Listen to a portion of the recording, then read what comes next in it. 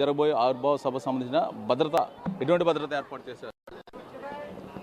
రేపు ఈ పిఠాపురం అసెంబ్లీ కాన్స్టిట్యున్సీలో ఎవరైతే మన హానరబుల్ డిప్యూటీ సీఎం గారు జనసేన పార్టీకి సంబంధించినటువంటి ఆవిర్భావ దినోత్సవం 14వ తారీఖుని దానికి సంబంధించినటువంటి బందోబస్తు మా జిల్లా ఎస్పీ గారు అయినటువంటి బిందు మాధవ్ గారు ఆదేశానుసారం, అలాగే ఐజీ గారు కూడా ఒకసారి వచ్చి విజిట్ చేసి కొన్ని సూచనలు అనేటువంటి చేయటం జరిగింది.